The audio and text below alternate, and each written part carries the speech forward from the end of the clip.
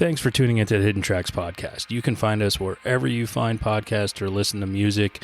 When you have an opportunity, please give us a 5-star review, write a little note, tell us how we're doing. We really appreciate it. It helps us keep this thing going. If you want to reach out to us, you can find us at Facebook at Hidden Tracks. Instagram is at HiddenTracks99, and if you'd like to send in submissions or talk to us or give us any feedback about what we're doing, our email is myhiddentracks99@gmail.com. Thank you so much again for tuning in, and I hope you enjoy the show.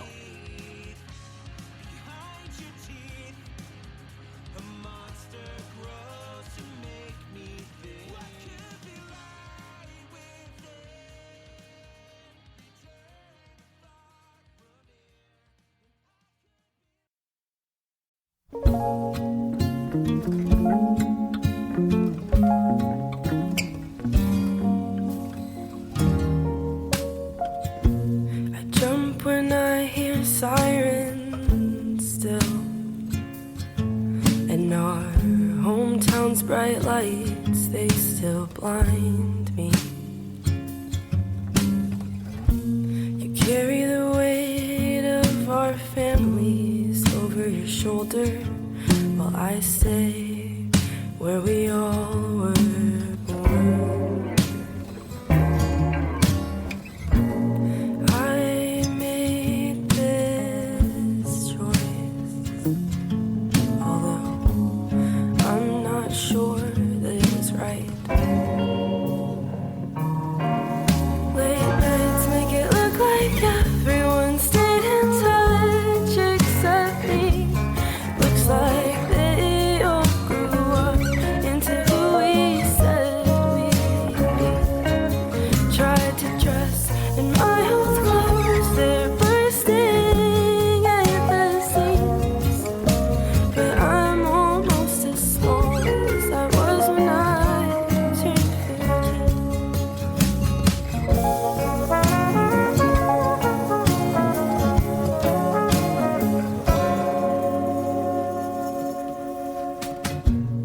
One's a nurse down in the south now, but her beliefs, I think they've changed.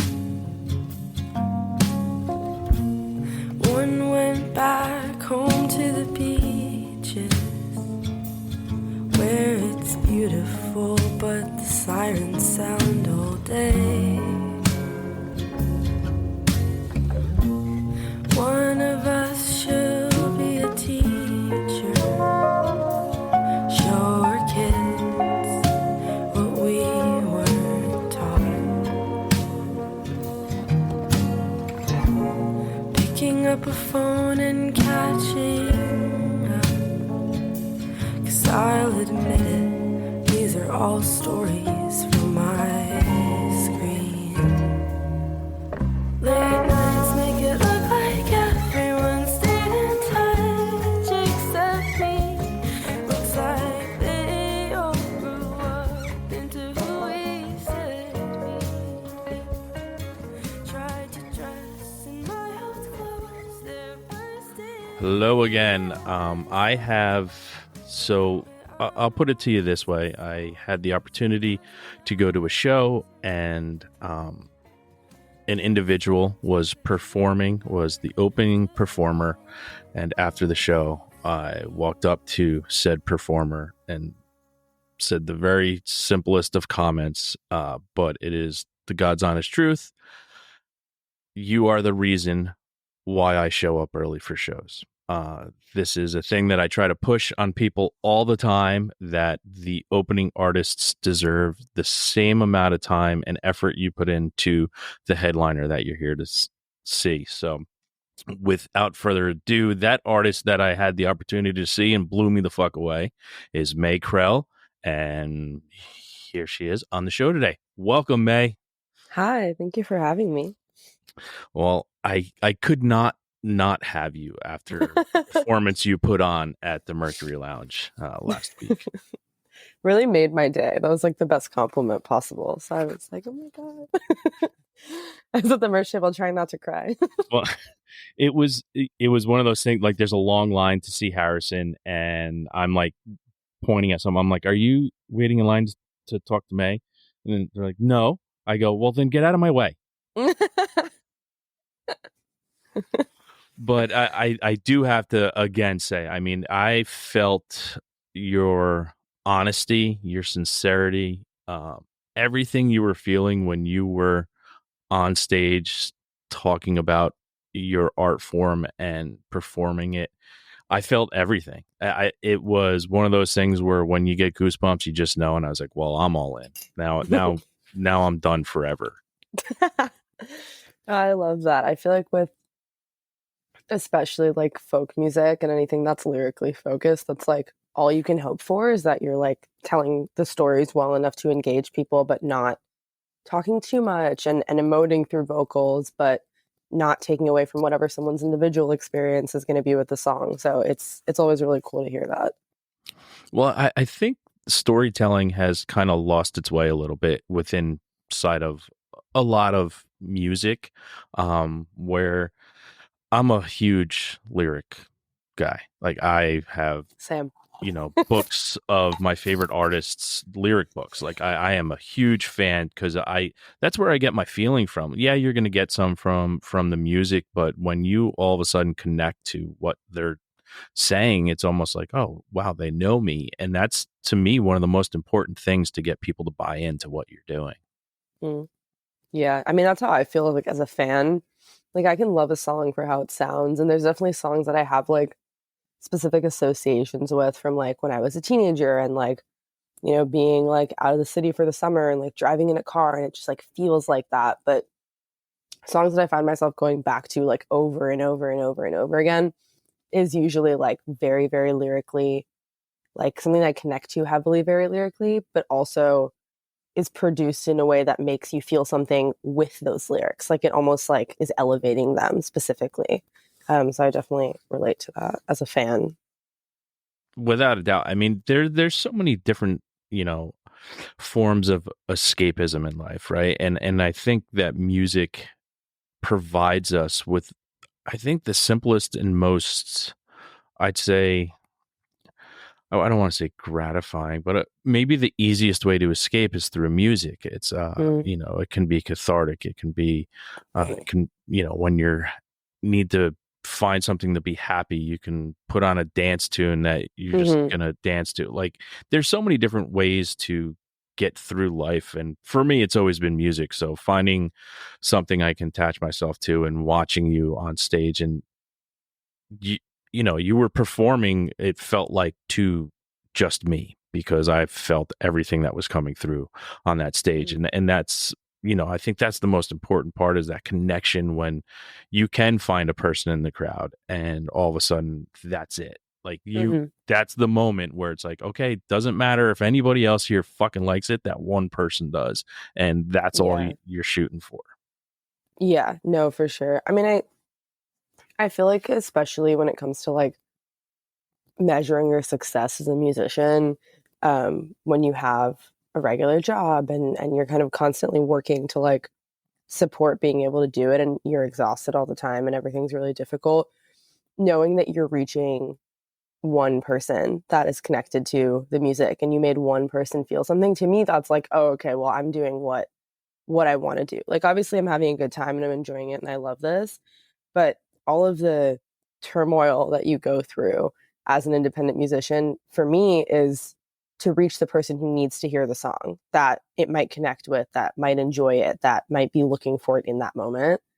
And so if you do that for one person, like you've done what you're aiming for. And so knowing that happened at that show, and then like anytime I get like a message on Instagram or like I see someone find the song and be like, this is exactly what I'm going through right now. I cannot believe there's a song that is about it. That's so niche or that's so specific or something. I'm like, I've done exactly what I'm trying to do, like, and I try to remember that whenever I'm having a hard time, that I'm like, oh no, like I'm reaching the success that I want, which is making someone feel seen, making someone feel heard in a way that maybe they weren't outside of the songs that they're now finding. Yeah, and it's hard, especially today, with measuring success within the music industry. I mean, there is, I say, okay, there's only 10 artists who can be huge, and the rest are fighting for for a spot in general admission. I always say there's only 10 artists that can play that stage, and the rest are fighting for general admission. And it's, as an artist and an independent artist who is crafting songs, and you're basically, you're your own boss, and you're harder on yourself than anyone else probably could be, because all you're trying to do is fight for that next gig, and where's that next song going to come from? How am I going to do this? Can I get there at this time? Like, and it's extremely hard, because you're doing, when you're an independent artist, trying to explain to people is like, you have 14 jobs, just doing what you're doing. Plus you have your real full-time job, whereas the job that you make the money that affords you to be able to lose money as an independent artist, which people really don't understand that. That's a big part of it, for sure. So there's so many things that are going on, and it's so hard, and it's always, it's that struggle. And a thing that I just try to always tell independent art, just keep going forward. Like, there's going to be setbacks. There's going to be days when you don't want to do what oh man, I know I booked the show, but I don't want to go get there. But just go do it, because you never know who's going to be in that room, and that could be the day. And just always move forward, always create, always look to do something. And yeah, it's hard work, and it'll be fine. But that's where I think sometimes people as listeners take things for granted, because there's this vast, array of music at your fingertips at all times. And that, I guess, that investment's gone now. I try to invest, when I find an artist, an independent artist, the first thing I do is buy merch. I know that's going to push them, hopefully, to get them to play tomorrow. And that's the littlest thing I can do. But there's so many things at people's fingertips that I think people take for granted. And, sitting here being able to tell you that I understand that as an independent artist, how hard life is. And it's a struggle just to get your art out there. And I thank you and I praise you for doing that and working so hard at what you do. Oh, that's so nice. I think word of mouth is something that people really, really forget about, like, as a conscious thing, because, like, I am so the type of person that I find a song and I'm like, oh my God, who would love this? Like, even if I don't really it's not something that's going to go on my playlist. Like, this happens to my girlfriend a lot, because she likes, there's some music that we overlap on, and it's not like when she plays music I'm like, skip this, but we don't necessarily put on the same type of stuff. And there's one artist who's she's I feel like she's getting pretty big right now, and she's one of the headliners at a festival we're going to in the fall, and she plays kind of almost like modern jazz. I think Leve is the pronunciation of her name. I just don't want to get it wrong. And her voice is crazy, and she's an insane musician, but it's just not the type of stuff that I listen to. My girlfriend, I was like, she would love this. And I knew that she hadn't heard of her.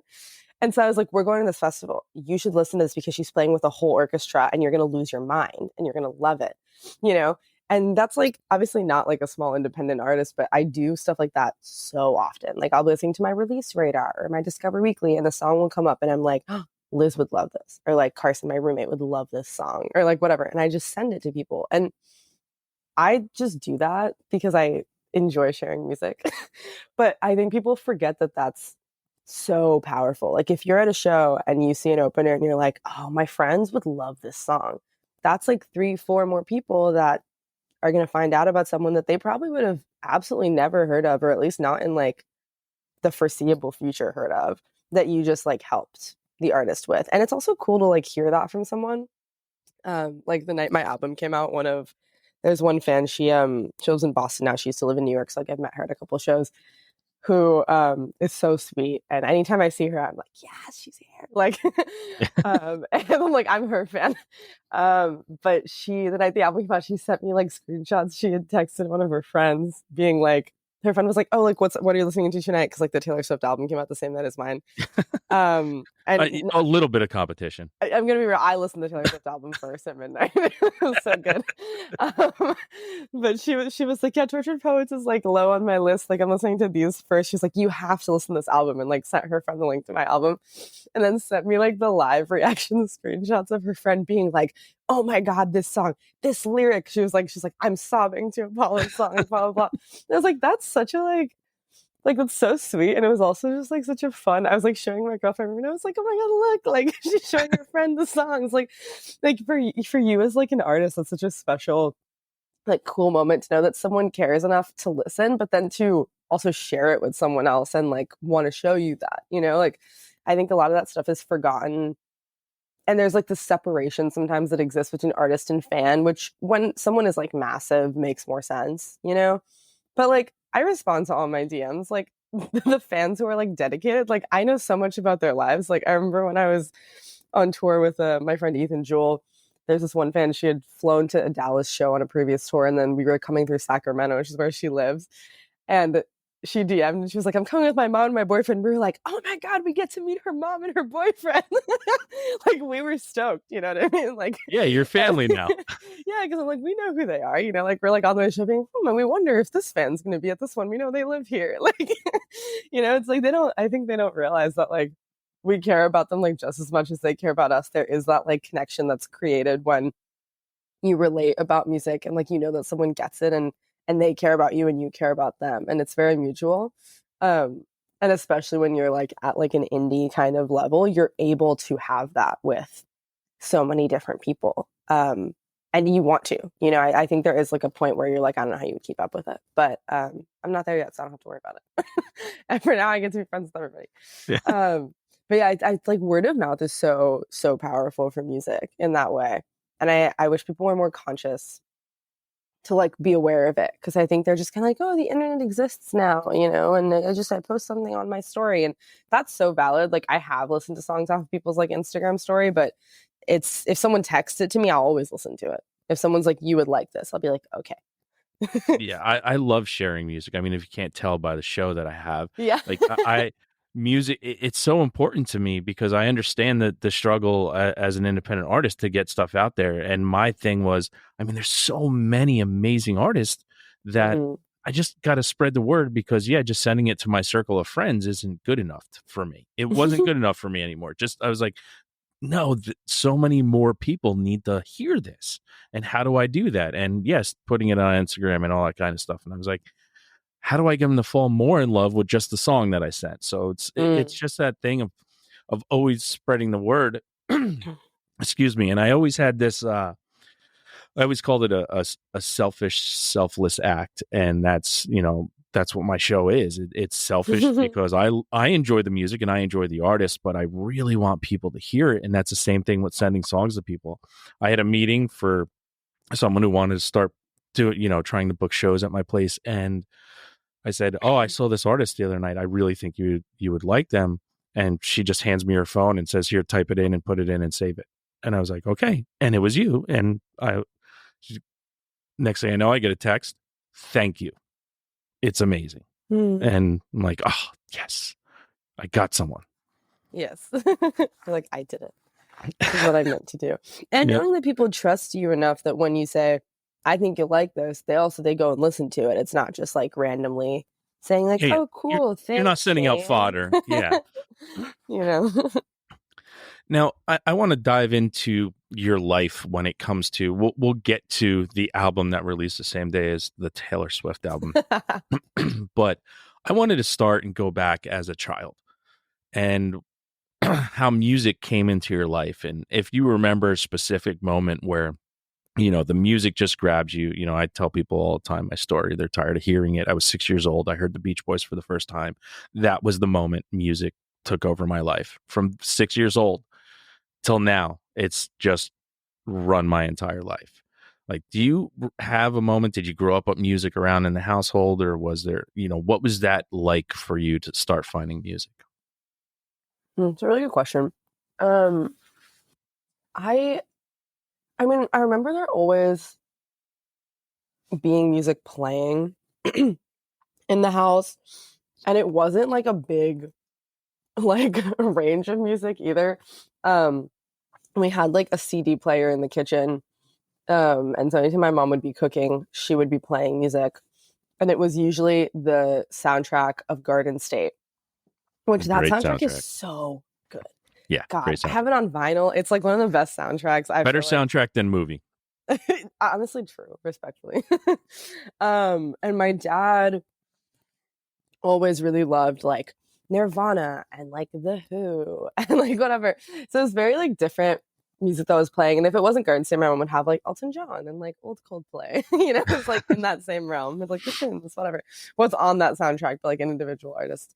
Um, but we like my parents don't work in music or anything related to the arts. Nobody in my family does anything in the arts at all, like extended family either. So I think it was just kind of like music was like a given part of my life because it was something that we enjoyed, but I didn't go see a show until I was 14.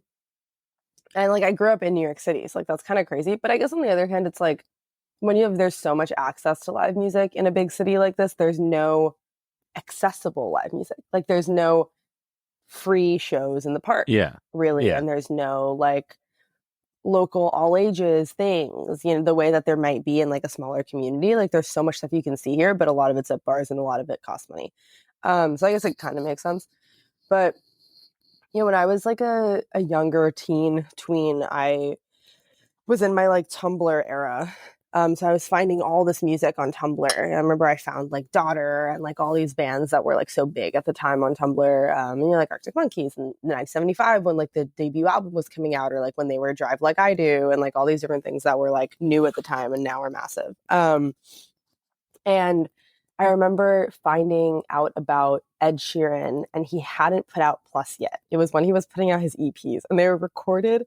The quality, like now as an adult, I'm like, this had to have been on like a desktop mic in your bedroom. Like, I loved that early music, and I loved when he was in the like singer-songwriter like folk sect, and when I was younger, because I felt like it reminded me of the songs that my mom would be playing when I was a kid, and I was like, I don't find much of this anymore. And so I started listening to him, and I like loved that, and he Plus then came out. And he was doing, and like it blew up because the A-Team was everywhere, and he was doing his like first big US shows, and he was playing Radio City. And I don't think they do this anymore, but Radio City used to do these like standby tickets that you could come, and I think they were like $20, and you could stand in the back of the venue. So it was like not, it was like all the way, like in the back area. And my friends and I, like from middle school, were like, okay, we're gonna go down, we're gonna see, because like it was like me and two of my friends that were like really big fans and like loved Plus and been listening for a while. And we were like in the standby line, and this dude like comes up to us and with a camera, and gives us front row pit tickets. It was like his TM. I guess they had bought out the whole front 3 rows and were just giving them out to fans who were looking for standby tickets. And so we ended up like in front, like right in front of him with like 6,000 people behind us at Radio City. That's awesome. And it was insane. And it was like the most, and it was also the first show I'd ever went to. So it was like a crazy like first live music experience. Well, yeah, you can't now the rest of your life is fucking ruined for shows. Damn it, Ed Sheeran, why would you do that to me? But I remember being in that crowd. It was during Gold Rush, which is random because it's a great song, but it like was definitely not one of my favorite songs. And like looking up at him and looking behind me and seeing everybody singing along, and how everyone was just like so excited to be there and so engaged. And I was like, I want to make someone feel like this. Like, I want to do this. I didn't play any instruments. I didn't write songs. I don't know what I was going through, like having this thought, because I had nothing going on in this realm at all. And I was like, I want to do this. Shortly after, I was like, I can't do that. I'm shy. I don't like to talk to people. I was like, what's the closest I can get to being on stage? Because like, I'm not going to be on stage. And the closest thing to the stage is the photo pit. And so I went on eBay and bid on like a, God knows, probably like a 4 megapixel camera. Now it was like the first like EOS like DSLR series that was like coming out at the time. And got like this camera and started sneaking it in like a tampon box to little shows that I would go to with my friends now. And some of them were like backyard shows and like, bands that are like doing well now, but like we're in high school, a couple years older than us. And ended up like having the guts to email a couple months later to like some indie blog and being like, hey, I can write reviews, and I think I could take better photos if I wasn't in the crowd, but here's what I have. Are you looking for people? And one of them emailed me back and was like, sure, I'll send you to one show, and if it goes well, you can keep going. And I went from that to doing music photography and touring, doing that full time, right out of high school, to then having kind of a moment where I was so involved in it that I was like, if I don't at least try to make music, I'm going to be miserable for the rest of my life. And so I was like so involved in other people's careers through that I was like, I have to at least give this a chance. And I think that wouldn't have happened if I didn't like not have the self-confidence to get into it in the first place, because I wouldn't have felt that kind of like drop that exists when you're so close to what you want, but you're not doing it. And so then I was like, okay, well, I'm just gonna try, I guess. And I like just started writing songs. I like started writing songs when I was like 18. And they were not very good. And You'd be surprised. just tried Going back. tried to do it, you know, and I like put out my first like serious release that I like tried to do stuff with in 2020. Which now feels like kind of a long time ago, but it really isn't. You know, it's like not that long. Considering that I haven't been like playing since I was out of the womb, because I think that that's like a super common experience. That people have been playing forever, but then they started writing later, but they already had all these skills to back up their writing. You know, I'm like, I didn't have any skills. I still have my like theory books. I'm trying to learn like scales and stuff. Well, it's a continuous process. You're always going to be learning, and you know, I hate when people are like, oh, the first songs that I wrote, that they weren't that good. I'm like, you don't know. And I always try to tell people, don't ever throw anything away. Don't crumble up that piece of paper. But Yeah. 10 years after that, go back to it. And there you could find that diamond in the rough and be like, wow, I was on to something, and then you can finish it or make it better, or Yeah, you know, take the whatever your part that thoughts was are. good. Yeah, and just grow from it. And it's also a great learning experience, right? To go back and be like, oh, this is where I started, this is where I am, and all that kind of stuff. There's so many things that I go back to constantly. I go back to I'm an old man now, and I go back to my poetry that I was writing, and lyrics that I was writing in high school, and all this kind of stuff. And I'm like, oh wow, oh, that's really fucking good. I like that. There's just Where a can I different use that now? perspective when you're like existing in like a certain age group. I feel like that's when I like look at that, I'm like, I don't really like this, but I'm also like however many years older, and I don't exist in the space that I existed when I was 18 or 19 or 17 anymore. So like, of course I look at it and I'm like, this isn't that good, but like maybe for being 17 it made sense, or being 21, or being whatever it is. Yeah. Now, seeing it through music through a lens, you know, and watching other people do what they were doing and photographing it and taking pictures of them, how your transition, when was that moment that you were first on the other side of that lens and standing on stage? Like, what was that moment? Do you remember that first time performing in front of strangers? Where was it? And how do you think it went? I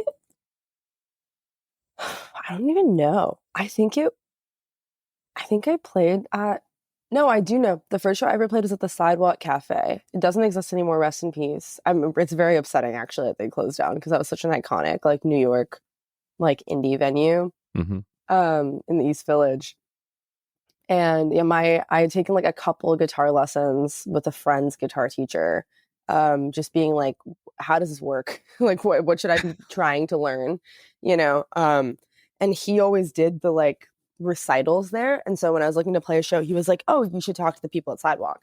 And like some of my friends came, and like my parents were there, and they were like, Sidewalk was known for having like a really good built-in crowd, which I think is what's really missing in a lot of venues here, which is part of why I'm like, oh, I miss it. But I think I'm sure if I looked back at it now, I would have been like, you know, but I remember at the time thinking that it went pretty well. I thought I was going to puke the whole time. I still do every time I play, so that hasn't changed.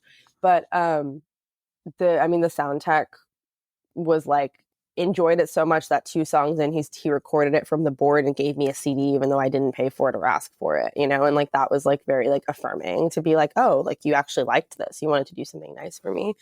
And people were really nice about it. I do really distinctly remember though, the first time that I had like a full circle moment, and it was, a show in Philly when I was out opening for my friend Ethan Jewel. And I got an email to my email from a photographer asking me if I could comp a ticket for them to come shoot the show. And I was like, this is me. Like, Yeah. I was like, that's me, like reaching out to my favorite artist when I was a teenager and like starting out doing this. And now someone wants to take photos of me playing. That's so crazy. That like for me was like that kind of like moment, like properly. I think that made me feel like, oh, I'm not where I used to be anymore. Like I'm actually making music, because I was still doing photo work when I first started playing.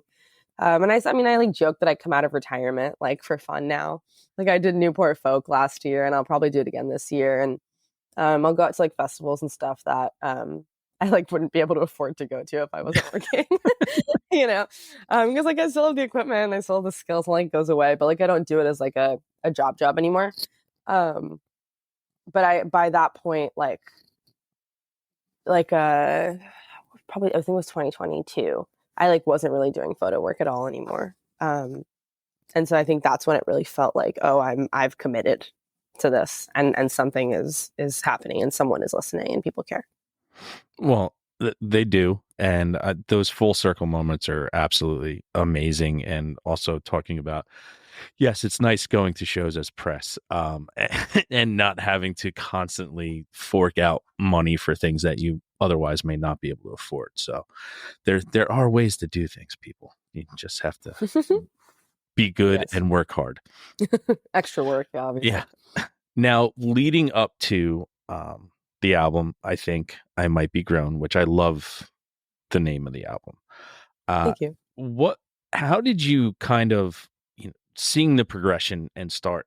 It's very hard for people to understand what it's like to put together a whole album. We're in the world of a singles game, right? We're in the world of creating a song, putting it out, and then working on your next song and then putting it out.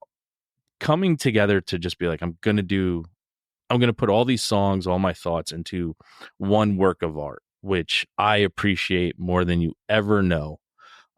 Because having a full set of songs to listen to by an artist I love it, because I hate finding a song and being like, wow, this song's really good. And then try to do a deep dive and listen to every single thing the artist has ever done. And that's the only thing they've ever done. And I'm like, well, I guess they're off my radar for now.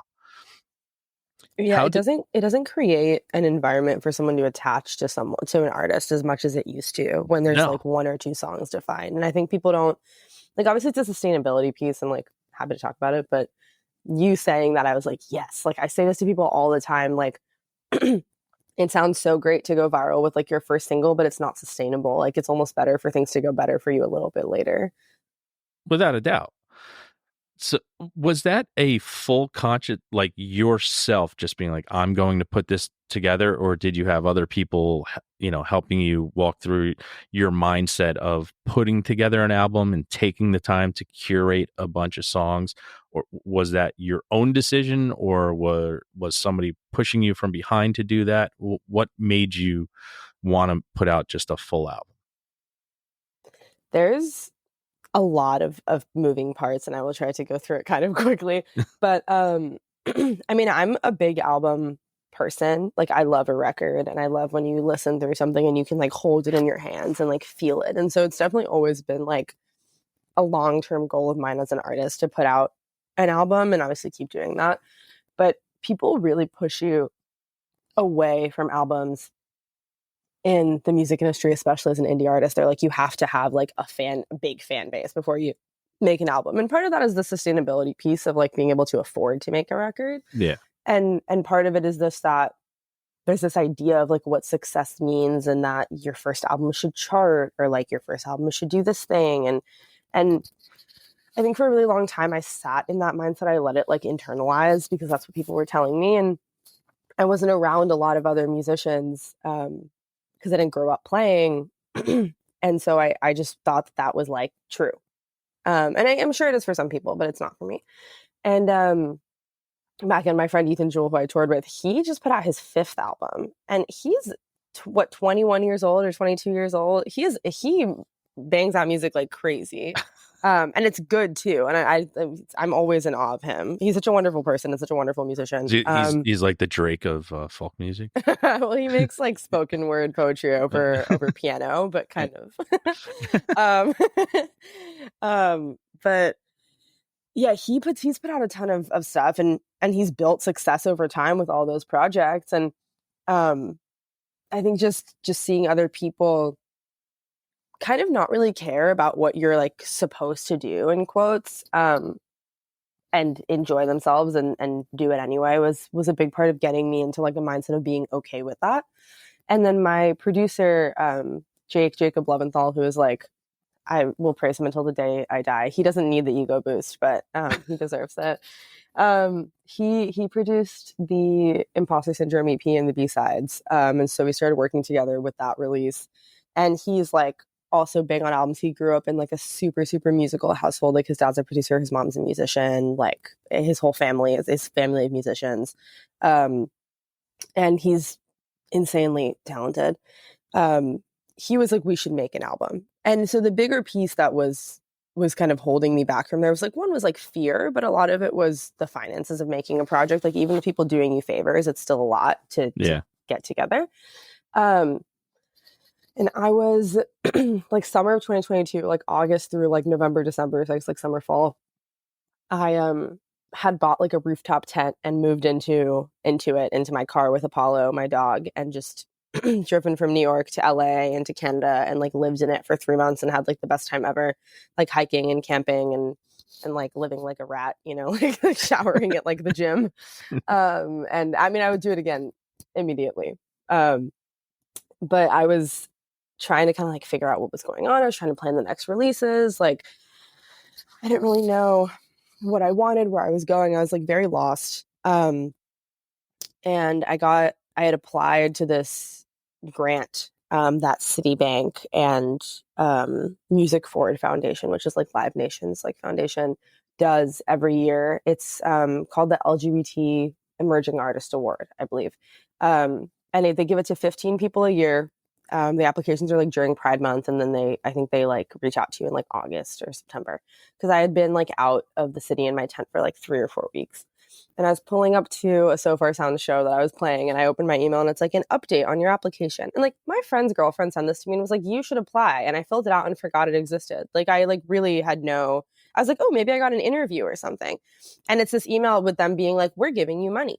And I was like, oh, okay. Like I can afford to make something that I really wanted to make for a long time. And it's so wonderful, and they're still doing it. So if anybody who makes music and is queer is listening to this, like it's May, keep an eye out in June for those applications. It like really made a lot of change for me to be able to do what I wanted to do with this project. But with that, and suddenly having some of the funding that I needed for a project that I wouldn't have had otherwise, I was like, okay, I should consider if I want to do 2 EPs, if I want to do an album, like what I'm doing here. And then I wrote Apollo's song in October, November of that year while I was out traveling. And I sent it to Jake, and he was like, this song has to be on a project. He's like, this isn't something that you can release. Like, he's like, I'll support you in whatever you want to do, but like, don't release this on its own. Like, this is part of a larger narrative that you need to write and you need to like figure out. And it's going to be lost if you release it on its own. And he's right. I mean, I feel that way as well about that song. And I'm really happy that it ended up where it did. And so I got back home to New York, and we like sat down and like budgeted out how we can afford to make this album, like how we're going to do it.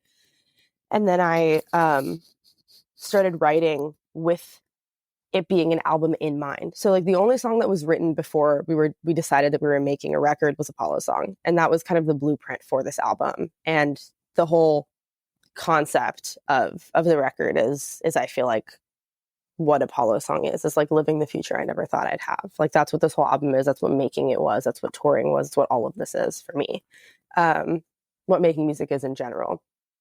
And so I like was writing with there being a record in mind. And I think that really assisted with there being a consistent string throughout the album, and like lyrics that call back to each other in different songs, and lyrics and titles that call back to older songs within these ones, and kind of the creation of like a full bodied narrative in that way. And so I was writing the album from like January 2023 until May 2023. So like it wasn't like a super long process, it feels like. And then we went into the studio that summer, made the record, and then Apollo Song, which was the first single, came out in late September while I was on tour in the UK. So like we had the whole album like done and mastered before I started releasing singles from it, which I think also helped with it feeling more sustainable to do. Because I know that part of it is financial, but when I tried to do the like promote a single, release a single, make another one thing, I just couldn't keep up with it with my day job and my life. Like I just found myself like falling deeper and deeper into like depression and like dysfunctionality. Whereas like when you have a project to work towards, you can spread that out still throughout like a pretty long period of time release cycle wise, but you already have that like ready to go. And like that felt a lot better for me. So that's definitely something I think I'll be doing again. Like with the next project, I need to write it first, but I think I'd like to have it all done before I start releasing. And let's come out with make sure T Swizzle isn't releasing the same day too. So. Oh my God. I was watching the Grammys with my friends and I was so upset because we had the release date for so long. And I know it's like, I mean, it didn't really do like, obviously you're not fighting for a spot on the charts with Taylor Swift. That's like not at all, I think. Because when you say that, it's like a bummer as an indie artist to release on the same day as Taylor Swift. I don't think people like realize what you mean because they're like, well, you're not like at the same size. And I'm like, you're right. By no means. Like she is like God in music. But I think it's that people are so occupied with anything the day that if you're a Taylor Swift fan and she releases music, like that's her day. Like you're not listening to any other music. I mean, I don't think I listened to any other music on the 19th. I think I really just listened to Tortured Poets like 3 times. Especially when she released the second half that like Aaron Dessner produced. I was like melting. Like I love The National. I love Aaron Dessner. Mm-hmm. And so I think there's that piece of worrying that it'll affect your release or almost make people forget about it, like kind of push it to the next week. And then by the next week, there's so much new music that they won't listen to it. I mean, that did not happen, I don't think, for this release, which is good for me. But yeah, definitely would be nice to not have to share a release date again. Now, this is I call it my pick your favorite child portion, where I think I know what it'll be. And mine may differ what I have written down, but if you only have one opportunity to impress, let's say the world's largest record producer, and they say you have 3 minutes, you get to play me one of your songs, and you really are looking for that, okay, what am I going to play? What are you playing for them? Mm-hmm. It's really difficult because that's not going to be my favorite song, I don't think, if I'm trying to impress someone. Yeah, so the follow-up question usually is that your favorite song? So, but yeah. If I'm running the assumption that this person that I'm playing this for is like open-minded enough to like listen into like lyrics and stuff, then I would probably say Apollo Song.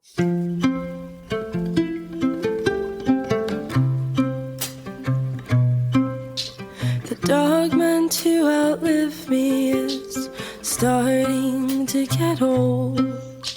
My best friend's name will change soon. Floral blueprints on the floor. And I've thought a lot of leaving the only city I've ever known.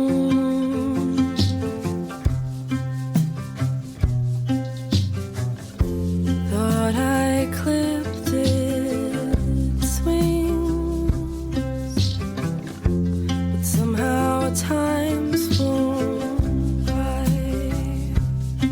and I never saw myself walking down an aisle. Couldn't imagine what it looked like past 25.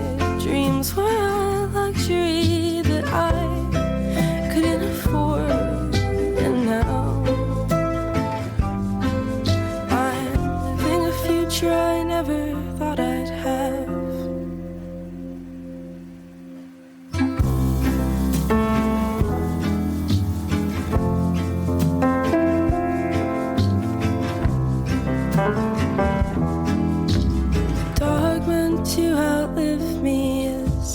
showing her white hair.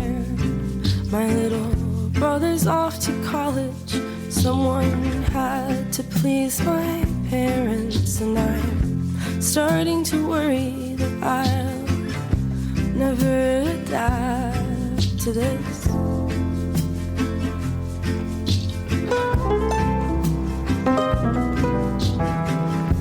Thought I clipped its wings, but somehow time's flown by, and I never saw myself walking down an aisle. Couldn't imagine what it looked like past 25. Dreams were a luxury that I couldn't afford, and now I'm living a future I never thought I'd have.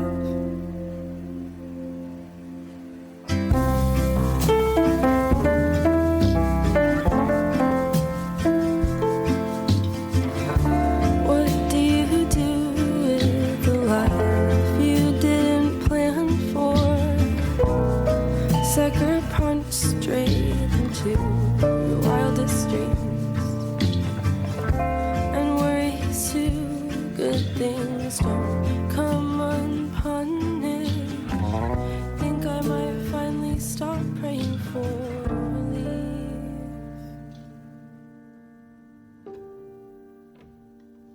And I never saw myself walking down an aisle, but I'm starting to look pretty damn close. That one is, I think it is like very niche. I think it can be relatable to like people who don't experience like the exact thing that it's about. But the people who get it are so deeply connected to that song. But the people who don't just like really don't get it at all. You know, to open a song with "The dog meant to outlive me" is starting to get old. Yeah. It's like quite a, like being like, oh, this girl has issues. Like, you know, and I think, and the production is very sparse throughout it.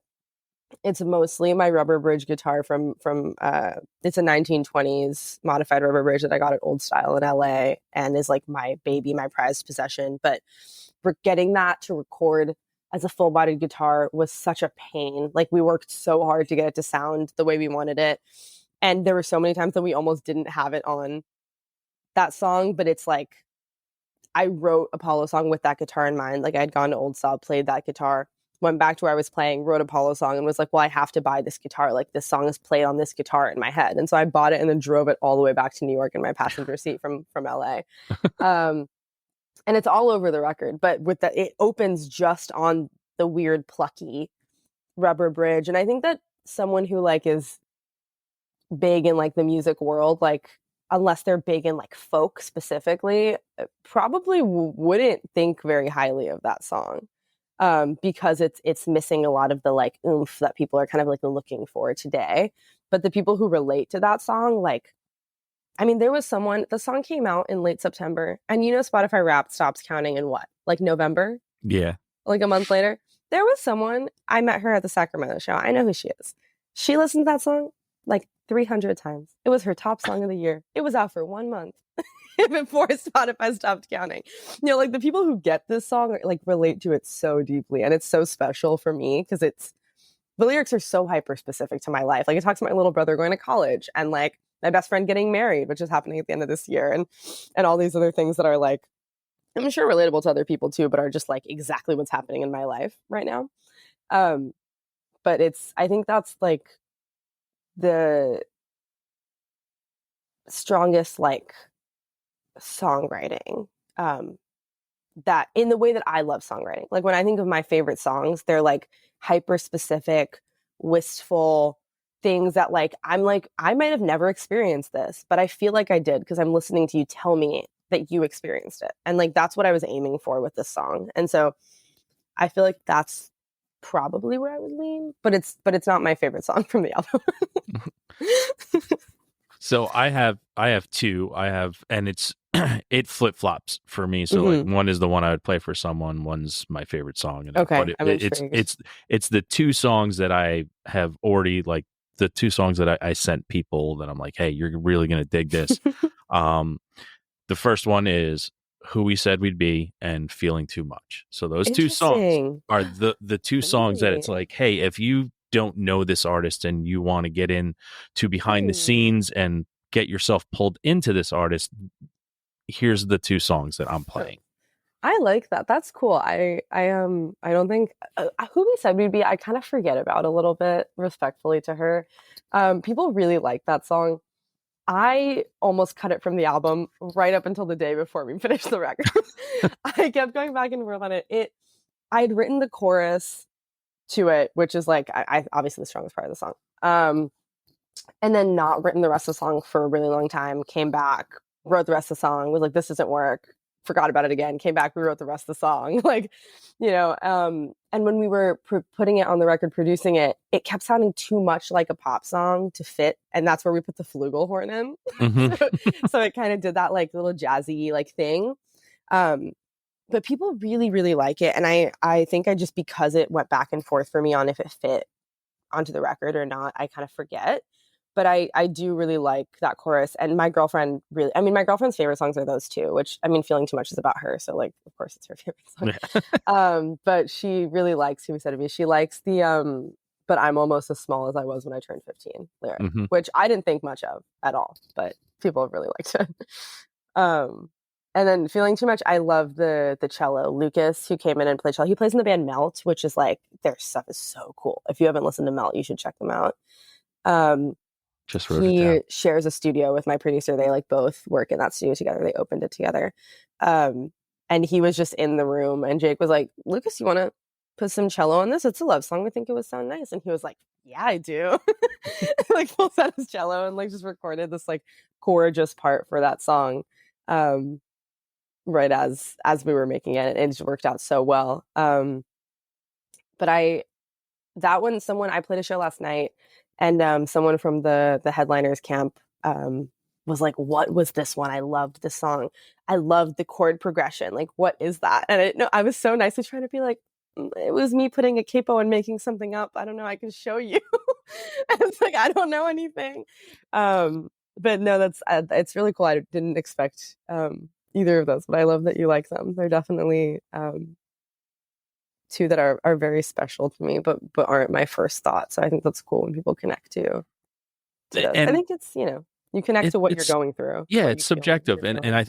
I think that's what's awesome about it is everyone can have something different, and that's another reason why I love full albums, because you can find certain things that people necessarily aren't going to attach to one song, but there's so many to choose from that they'll find their way, and that's why I have my 5 listen rule. Like I'm stern with my listening rule to get into someone. If someone, like you just said, Mel, I'm now going to listen to it 5 times, 5 different ways. One's in the car, one's in the house sitting down, one's with earbuds in while I'm walking or mowing the lawn. The next one is background music when I'm just doing stuff around. And the last one is, okay, now I'm going to find every single thing and completely immerse myself and let nothing else get in my way of listening to it.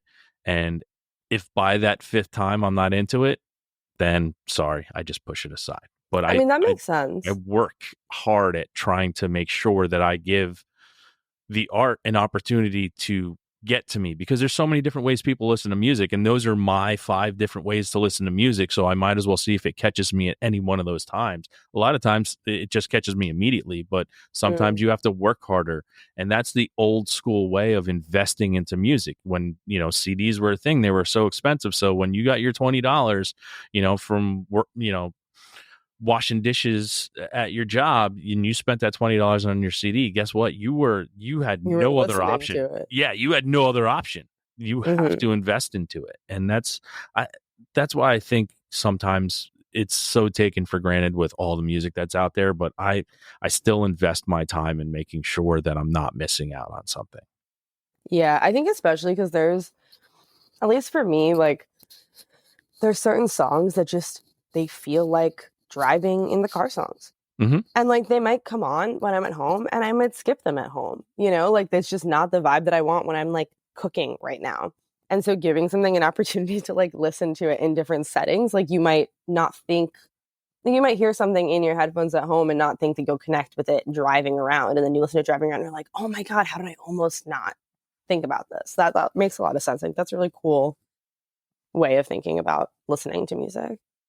Yeah, and my cooking music is breakfast and brunch is Otis Redding. Lunch and dinner is usually The Darkness. It's just really weird how I like flop of music when I'm cooking.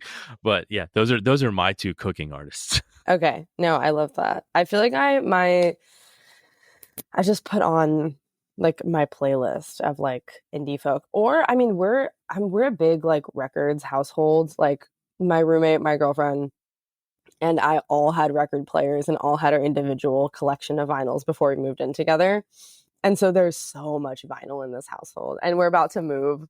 And so I think we're gonna like get like a nice display area where we can have all of them out, because so much of the time we'll just be pulling out someone else's records to listen to and just be like, oh, I forgot about this album, or like, oh, this seems cool, I haven't listened to this. So it's like almost like a DIY form of music discovery to have people you live with who like also love music and connect to it in that way, because you just always have other stuff to check out. Well, when you eventually make it out here to my new record store that will be opening June 1st and little music venue, if you like the record displays, I built them all myself. So if you need something, you can say, hey, can you make me one of those? That's so a great idea, because we move, you know, like mid-May. So I'll probably be coming out there before we have anything organized. Nice. I'm excited to come check it out, though. I like, I love a good record store, and Yeah. I love a good little music venue, obviously. And I have a car, so I have access to going places, which is fun. I regret it when I pay my car insurance every month in New York, but other than that, yes. I enjoy it. No, I love it too. And my big thing, you know, especially with the record store and music venue, was I remember being a kid in the record store that was my escape. Like that was where I went. That was the guy behind the counter. I'll never forget his name, and we had become friends, you know, over time, lost touch. But Alan Rappaport, I'll never forget his name, but he just helped me find my way through music, and it was so important. I'm like, I think it's missing. Like, I think there's that connection and like building a community and building a safe space. Like I'm going to have couches there so you can just chill, get your coffee and come in, sit, chill, listen to whatever I'm playing at that moment and just hang out. That's cool. I love that. All right. So I don't want to keep you here all day. So I'm going to throw out a couple rapid fire before we get to our last segment of the show. So last song you cried to? Ooh. What is probably actually, I think it was Bike Ride by Jake Mensch. I think I cried to that song like 2 days ago. Okay. All right. Artist that never lets you down, that you constantly find yourself Slaughter going Beach back Dog. to. All right. God, Awesome. I fucking love them. I just saw them play at Levon Helm in Woodstock. Have you been there? I've never seen a show there, but you have to go. Yeah. That was the most magical show and the most magical venue I've ever been to in my life. And I just had like a spiritual experience the whole time. I was like 4 feet away from them. I could feel their feet tapping in front of me. And it was like the coolest thing ever. And I love that band so much. Yeah. And Aaron Ray, who opened, was like incredible. I don't know. Have you listened to Aaron Ray? Yes, I know Aaron Ray. Oh, she's so good. And she's so nice. There's a venue in Montclair. It's called Outpost at the Burbs, and it's an old church.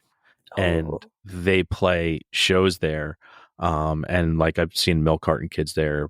I love the Milk Carton Kids so much. Joe Pug played there, but the one that out of body experience where I pretty much cried the whole time, the Lone Bellow played there, and it was that makes sense. Yeah, one microphone.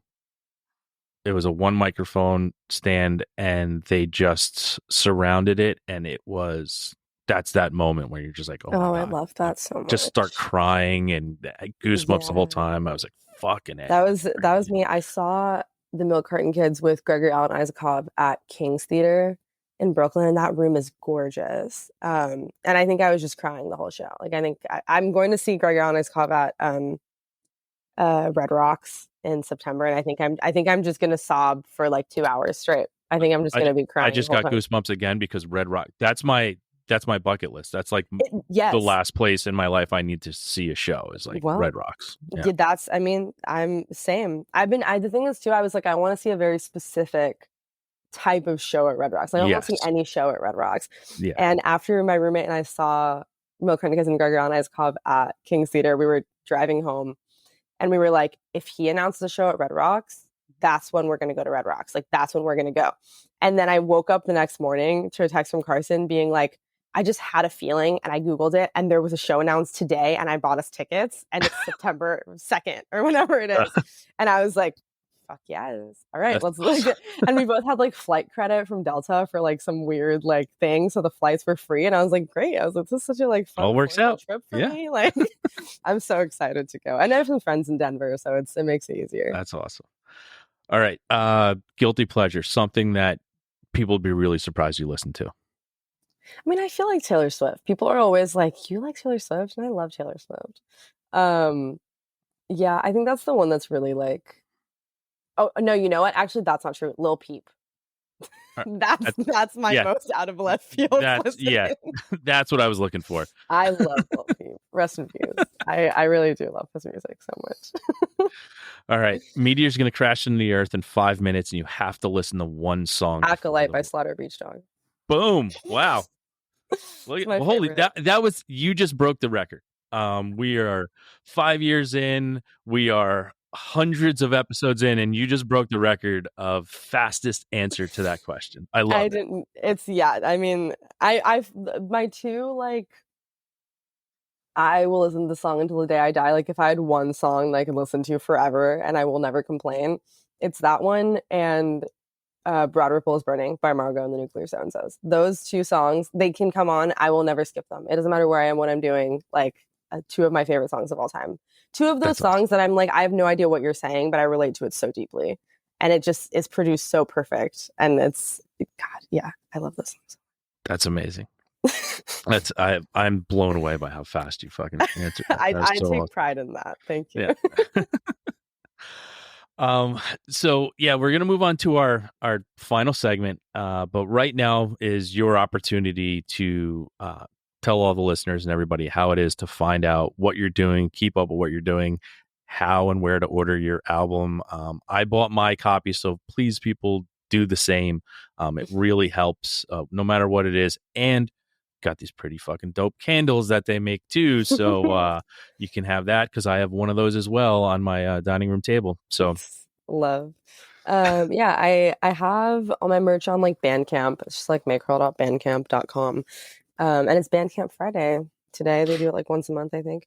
And socials are just my name, Mae Krell, MAE, not like the month, KRELL. And yeah, Instagram, whatever. DM, say hi. I love chatting. I think that's it. And she's pretty open. I gave her a compliment and now she's here on the show. So you never know what you can do with an artist as well. So just don't forget to tell them if they mean something to you. Take the time to just say thank you. So true. It will probably make your favorite artist cry. Yeah. So you can take pride in that. All right, we're on to our final segment. It is our weekly threes. It's 3 things that you're listening to that you would like people to check out. You give your 3, then I give my 3, and we hopefully have a grand total of 6 at the end for other music for people to check out other than yourself. So true. Okay. I opened for Hey Nothing last night. They are so good. If you like folk punk, Midwest emo, amazing vocals. Harlow's vocals are insane. So good. Great set. Nicest people ever. Definitely recommend. Ross Newhouse, real indie like artist based in New York. So kind. His song, The Spider Song, is like the sweetest love song ever, about how his girlfriend like won't kill a spider even though she's so terrified of them, and how that says about them as people. And it's like, I saw him play it the other night and I was like, oh my God. It's such a sweet song. I'm trying to think of people that are like not, like you would find on your Spotify editorial playlist right now that I'm into. Oh, okay, all right. You will probably love Bryce's music. He's so good. Me and him are we're recording a Pine Grove cover together for like a compilation album for someone the other night, and he Nice. just put out a new song called Redwoods yesterday. So I guess it'll be like a couple weeks from now when this comes out. But he's so wonderful, and like Pine Grove meets like classic folk music, produces all of it like in his cabin outside of LA, and is just like so good, and also like the kindest person ever. Nice. And that was Bryce. Okay, all right is his artist name. Okay, all right. Yes. Nice. Yeah. Nice. Good 3. Yes. I'm ready for yours now. I have my Spotify open. All right. So my no particular order, people. But Yeah, that too. 3 Same things. for me. Yeah. First one is a band called Snarls. They have a new album out called With Love, Ohio indie girl rock. It's think about back in the 90s, like the dream pop girl bands, like His Name Is Alive and things like that. It's beautiful. It's a perfect setting of music when the sun's out and listening to it. I love it. I'm like already texting my roommate from Ohio who like is like anything Ohio is like for me. So Yeah. I'm already on it, and it's on. I added. Okay, I'm ready next. Next one is a band called Pacific Radio. They have an album called Pretty But Killing Me. It's an older album, came out in 2017, but it's like garage rock from LA. Just really good stuff. Okay. And last but not least, Tyler Ramsey has a new album called New Lost Ages. Singer-songwriter, and it's going to sound pretty familiar if you're a fan of Band of Horses, because he was the guitarist of Band of Horses for some time, for 10 years. So, but it is just honestly, and this is no offense to Band of Horses, but Tyler Ramsey's new album is better than Band of Horses' latest album. Well, like by far and away. So, but that's yeah. What can you do? Yep. Well, they're all on my I have a playlist that I called Catch Up Listening, and it's just I know that I can't keep up with like everything people give me at any immediate moment. So it's just this like stupid long playlist that anytime like a project comes out that I'm like, I can't listen to this whole album the way I want to right now, I add it, and then I'll be like in the car, like I'll have like a long drive to a show or like something, and I'm like, okay, it's time, and I like immerse into it. So they're all on there, and I'm really excited. Nice. Yeah, I have I'm old school too. Like I have, when someone tells me something, like when I'm standing there, I go right to Spotify, go to that artist, I take a picture of it, and then I come back home and I have a huge legal notepad of all the bands someone gives me, and then as I go through and I listen to it, I make sure I cross it off so I know, and I'm like, wow, if I really like that, that's going to go on my 3s. And but it's a great way to continue moving forward on if anybody ever gives me anything. Where he's like, oh, you got to listen to this, and you're like, oh, you'll probably never listen to it. I'm like, dude, I just took a picture. Like, I will listen to it. You're will listen to it. Yeah. The right person or the wrong person, depending on how you look at it. But like, I will be listening. Yep. But May, again, thank you so much for what it is you do. Thank you for connecting with me in a very special way. It meant a lot to me, and people don't understand how hard it is really to do what it is you do, and to create an art form that connects with people is extremely special. And I just hope there's many, many more people out there like you, and many people out there that are going to feel the same way I did when I saw you. And when they first listened to you, I really hope they feel that same connection, because it's really important, and what you do is important. And I cannot thank you enough for what it is you do. Thank you. Thank you for being so kind. Thank you for having me. This is such a cool conversation, and so like detailed and nice. Such a good way to start a day. Yes, it is. Now I got to go build some stuff in the store from this moment. But yeah, everybody, you know what time it is now. It's time to go out, listen to MAE KRELL, and have a great fucking time.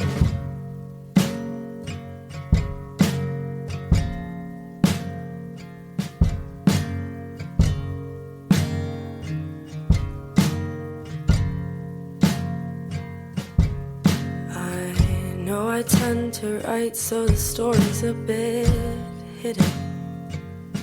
But that's quite a disservice when it comes to you. I love you, I love you, I love you, I love you. I don't think I could hide how I felt if I wanted to. I could dance around the words called to show you every sunset, talk about you to every person I meet, tell you that the moonlight shines only for you, that I hear your voice in every answering machine.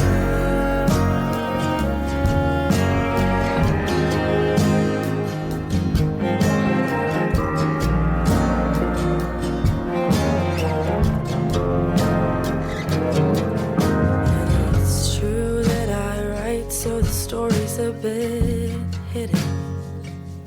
But usually I'm scared of the tales I tell.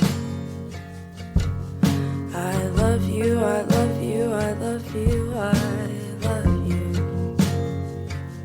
The only thing to fear is if you knew how much.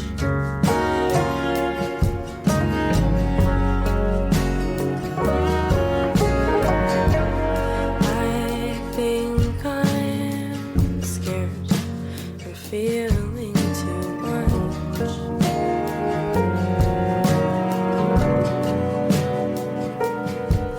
I love you, I love you, I love you, I love you.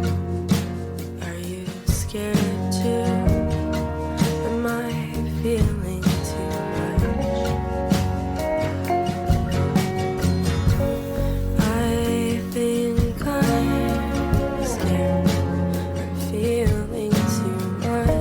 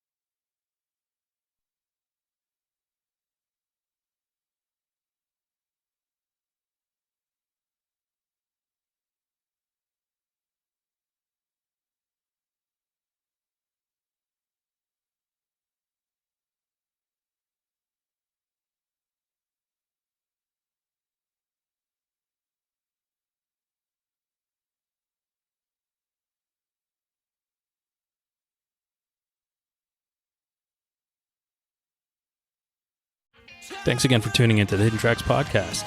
We hope you enjoyed this week's show. Don't forget to follow us on Instagram at HiddenTracks99. Also, send all your submissions myhiddentracks99@gmail.com. Tune in next week. You may find your new favorite band, and don't forget to go out and have a great fucking time.